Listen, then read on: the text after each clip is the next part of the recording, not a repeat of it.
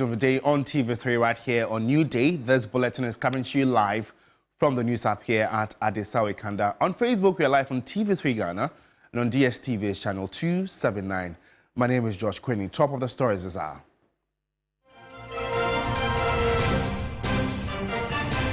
Minister for Fisheries and Aquaculture Development announces cancellation of close season for artisanal fishermen.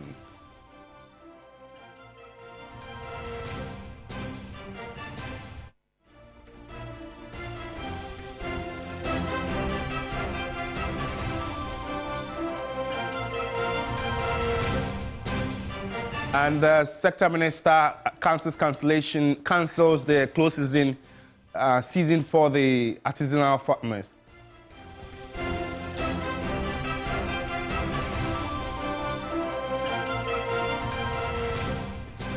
And the chairman of the Constitutional Review Committee, Professor H. Kwesi Prempeh, calls for legal framework to deal with challenges in illegal mining.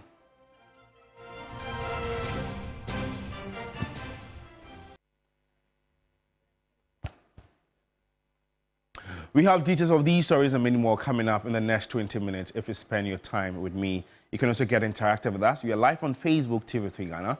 Engage us with your comments, observations, and we'll surely read them and share them to the rest of the world.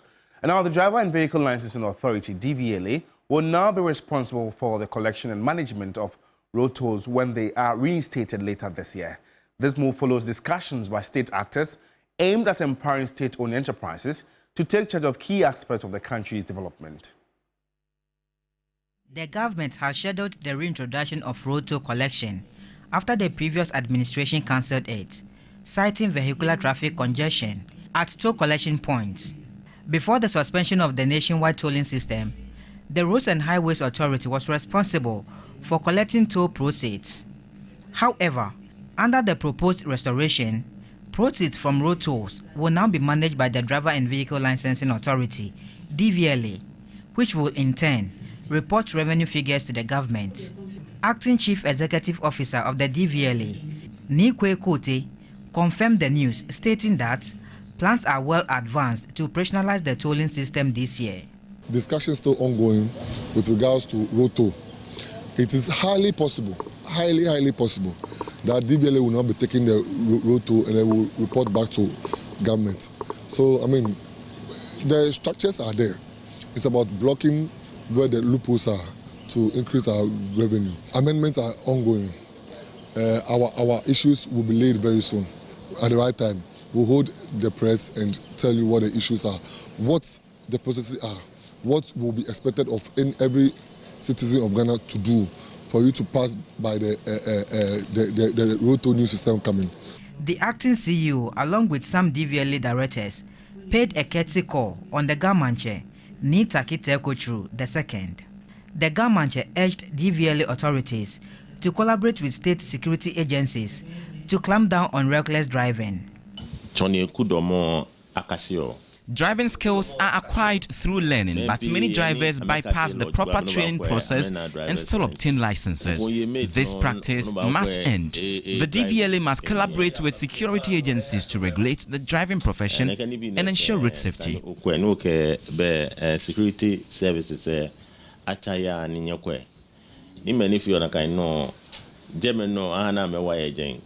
Meanwhile, the DVLA is spearheading several reforms to enhance service delivery and eliminate third-party intermediaries, commonly known as Goro Boys, from the driver's license acquisition process. Stanley Nibleu, TV3 News, Accra. And now Ghana is set to amend its traffic and transport laws to legalize commercial motorcycle operations, popularly known as Okada, as part of efforts to create jobs and improve urban mobility. The Minister for Transport, while inaugurating a 13-member committee to review road traffic regulations 2012 LI 2180, emphasized the need to balance safety, job creation, and economic growth. Deborah Abba-Mensah reports. The use of motorcycles for commercial transportation has been a controversial issue in Ghana. Section 128 of the Road Traffic Regulations 2012 LI 2180 explicitly prohibits the use of motorcycles and tricycles for commercial purposes. However, despite the ban Okada operations have flourished across the country, especially in urban areas where they serve as a fast and convenient mode of transport. The debate over its legality gained national attention ahead of the 2020 elections, when the NDC made it a key campaign promise to create jobs and improve livelihoods.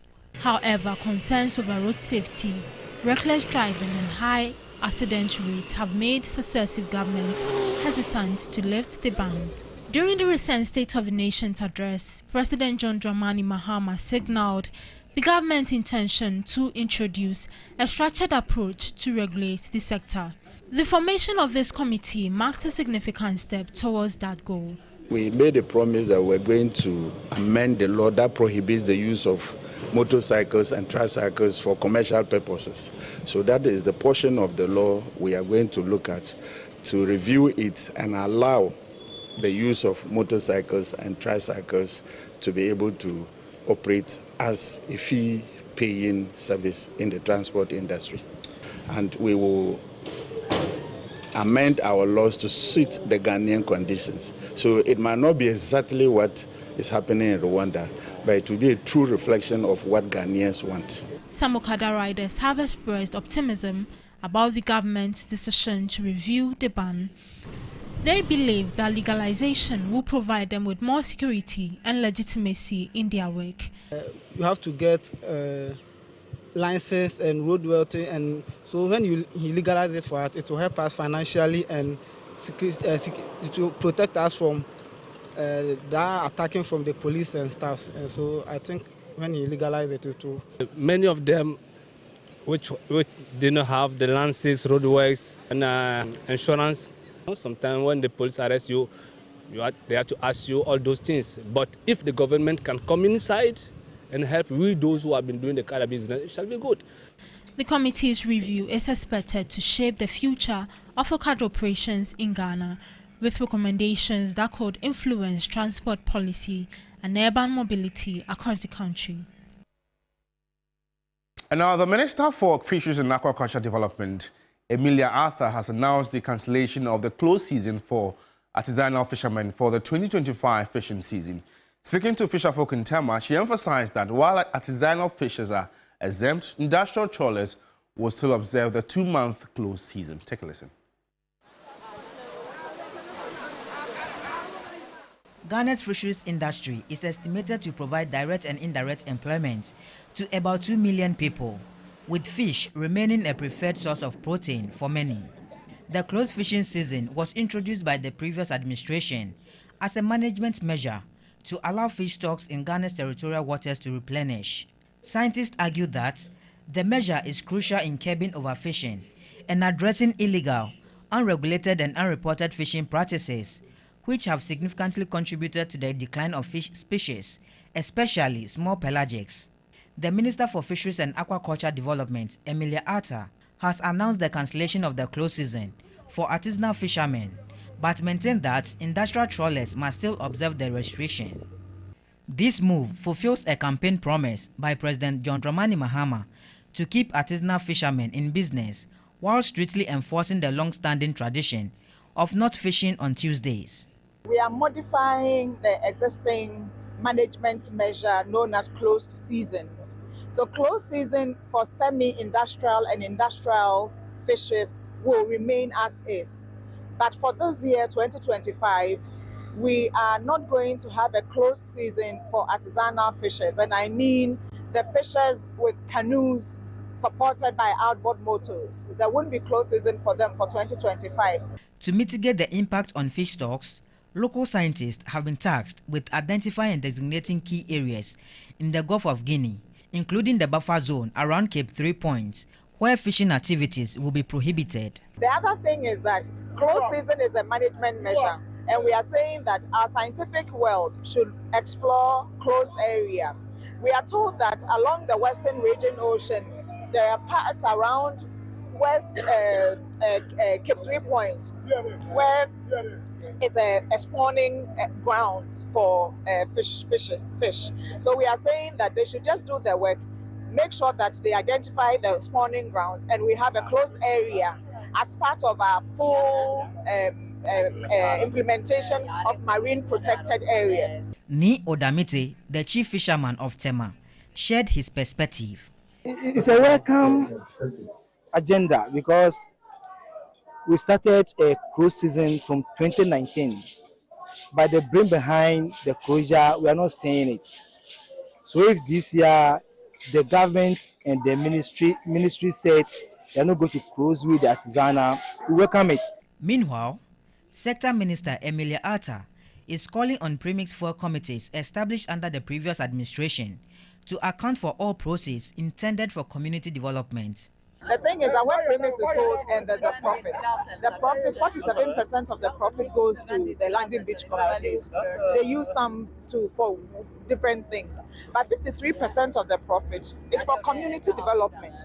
And for that one, we will ensure that MPs and DCEs ensure that the 53% is accounted for. In the same vein, all those who sold premix 8 years ago and have not accounted for the 53% profit for community, we will go after them to account for the money. The significance of the fisheries industry cannot be underestimated, but the challenges of illegal, unregulated and unreported fishing practices threaten to erode gains made if enforcement of existing laws is relaxed. Stanley Nibleu, TV3 News, Tema. Meanwhile, Norway's Minister for International Development, Asmund Grover Alkrast, has reaffirmed Norway's commitment to supporting stakeholders in Ghana's sector through the country's Fish for Development programs. Here's another report by Stanley Nibleu. Norway's Minister for International Development, accompanied by the Norwegian ambassador to Ghana and Ghana's Minister for Fisheries and Aquaculture Development, visited the Tema Newtown Canoe Harbour to engage with indigenous fisherfolk following the implementation of the Fish for Development program. The initiative aims to strengthen the Fisheries Commission's capacity to effectively manage and regulate both marine fisheries and the aquaculture industry through science-based sustainable management practices. The Norwegian minister emphasized the need for a collective effort to protect the ocean. We have also built our nation up on the strong fishery industry for many hundred years. That's our most important renewable resource, but if we should keep it our renewable resource, we need to protect our ocean. So then we need to work together to protect the ocean, because the ocean is threatened by pollution, by illegal fishery, by climate changes, by overfish. So therefore it's very important to have international cooperation like we do between Norway and Ghana. Ghana's Minister for Fisheries and Aquaculture Development, Emilia Arta, called for the adoption of best practices to ensure long-term sustainability of the fisheries sector. Country representative for the Food and Agriculture Organization, FAO, highlighted the importance of integrating fish as a key component of the National School Feeding Program. FAO is committed to supporting Ghana in the areas of nutrition and food security, and our current support includes the socialization of the Ghana food-based dietary guidelines, food safety, and inclusion of fish in the Ghana School Feeding Program for better nutrition. The delegation later taught Norwegian businesses operating in Ghana to assess their impact on the country's economy. The attraction has really been, finding a partner who has a plan, who is credible, but also putting, Norwegian taxpayers' money to work and create jobs, gender equality, help the climate, health and safety, and just sort of lead by example in the sector. It's something that we are very excited about. We want to do more of this type of work here in Ghana. And we think that the time has come. Stanley Nibleu, TV3 News, Tema. Well, let's know what you make of government decision to cancel closed season for artisanal fishermen, but effective for trawlers. Go on to our Facebook, your live. Engage us with your comments and reservations, and we'll surely read them and share them to the rest of the world. Away from that, the Vice President, Professor Nana Jane Opoku-Agyeman, says a united Ghana and Africa would ensure the self-reliance of their economies. She says that despite the continent's contribution to the development of the Western world, Africa is least appreciated. The Vice President was speaking when she engaged a delegation from Harvard University. Take a listen to the Vice President. Master's students from Harvard University called on a vice president at the Jubilee House in Accra. Discussions centered on matters concerning Ghana's democracy, the government's priority areas in governance, women in politics, Ghana as an example in Africa, among others. The vice president, Professor Nana Jane Opoku Agyemang, said ensuring a decent and safe environment for women, children and the vulnerable is her priority. She mentioned that women may be limited in the political space due to historical factors that hindered their access to education and urged women to rise above negative perceptions. As you shape up and you go up, we keep disappearing. And that's why it becomes news. It becomes news. Oh, there's a first woman vice chancellor. Why should it become news? We should get to the level where she's there because she's there. She went through the ropes like everyone else. I see powerful women everywhere, and not necessarily at the top of affairs. We can draw from their strengths, we can use their examples, and not for anyone to feel that because you were born a woman and you want to support women, you should become, if you're a man, you should become a woman.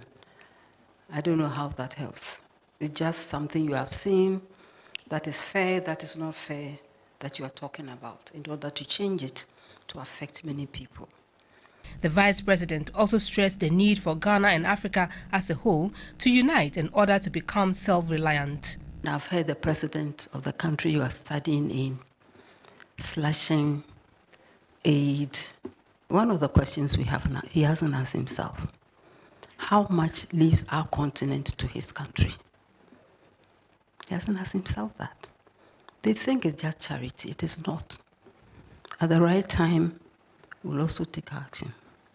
And it will not be funny. So we need to come together. We had the Deutschmark and all those, but they crafted the euro. In going forward, you see, it's also about bridging the bridges. It's also about uniting the African family. Taking one strand is good, but taking 2 and 3 and 4, I think, are better.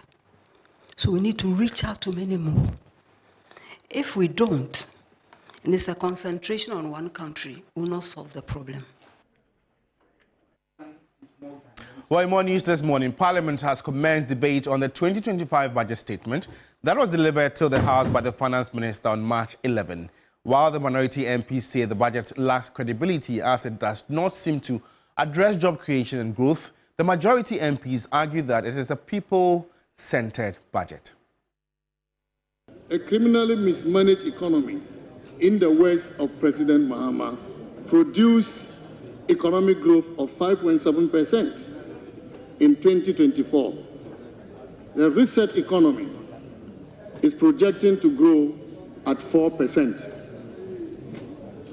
I thought that if they really meant to fulfill the promise of growing the economy, taking over from us with a strong growth, they would have projected to grow above 5.7%. Mr. Speaker, I am wondering how the minister is going to implement this budget when you have a funding shortfall for goods and services of 15 billion Ghana cedis. And this is why I say that this budget lacks credibility. Our country has been messed, and we are doing a lot of work to bring this economy back on track. You don't generate growth when you are doing heavy lifting. You do that when you have reset the economy, then the economy will be on the path to growth. So wait until the following year, you will see when the resetting starts working, that the economy would overperform. In any case, when they believed in the economy, they budgeted for growth of 3.2%. That was the budget you brought here. So why are you speaking to outturns? Wait till the outturns come and you will notice that we may likely achieve a target of more than 4%. As social democrats, you don't take money from the poor to take care of the rich. The minister comes here to paint a picture as if Ghana is not part of the ECOWAS region, and we are all trying very hard to tame or bring down inflation. Mr. Speaker, from 2022, we brought inflation down from 54% to 23.8% in December 2024. Honorable Adongo mentioned the fact that We are not going to borrow, but yet in your budget, you have 700 million coming from IMF and 600 million coming from the World Bank. What is that? We have a president who will not take national resources to pay ghosts. And you are saying that GDP grew by 1.2 billion. Does it have a direct reflection on the lives of the ordinary people on the streets? So what's the meaning of 1.2 billion GDP that you're talking about? If you have a growth of 1.3 billion or 1.2 billion, there must be a physical manifestation, Mr. Speaker. What do we see? Everywhere poverty. While the debate on the 2025 budget continues in Parliament, the team will be keeping tab on this and surely update you in our subsequent bulletins. And now the Minister of Environment, Science and Technology, Murtala Mohammed, could not lay the LI 2462 expected to prevent mining in forest reserves. The first Deputy Speaker, after listening to concerns raised on the floor of Parliament, advised for the pre-laying consideration before it could be laid in the House. LI 2462, enacted in 2022, is a regulation that allows mining activities in forest reserves, which was previously considered illegal. The regulation has faced criticism for potentially exacerbating environmental damage and undermining Ghana's commitment to protecting its forests and biodiversity. The Minister of Environment, Science and Technology, Murtala Mohammed, who was in the House, could not lay it due to some disagreements and subsequent advice from the first Deputy Speaker. We are clear about the matter, that the President doesn't want the power. He wants it taken away. He doesn't want any money in forest reserves. And he doesn't want the law to stay any additional day beyond where it is now. So, Mr. Speaker, let us lay it. If the committee meets and then the committee thinks that there should be a revision, they can come here. But I'm assuring you that this side of the House is clear on the matter. I will not vote for any motion, any attempt to change anything in the regulations that are being laid. The pre-laying is necessary. It's necessary for us to be able to have a thorough, in-depth interrogation and discussion as to how this can be formulated and presented in a manner which will truly, if that is what we want to achieve, will truly oust the discretion of the President in granting right for mining to take place in forest. The President is responding to a national emergency of a crisis in Galamsey, and he is determined to say that take off my authority and mandate as President. I think that is proper that the Minister lays it. Then we count the mandatory 21 days, after which effectively it becomes law. By a lot of Supreme Court authorities, once the document is laid, you can dot I or cross T unless you have two-thirds majority in line with Article 11.7 to annul it. I will want to direct and urge upon the Subsidiary Legislation Committee to, as a matter of urgency, conduct a pre-laying within 3 days and report to the House on Thursday. Well, on that parliamentary note, we end the morning news. For more news updates, just log on to our website, it's 3news.com. Let me leave you with this. All our dreams can come true if we have the courage to pursue them. Thanks for watching. It's always a pleasure coming your way. Enjoy your morning.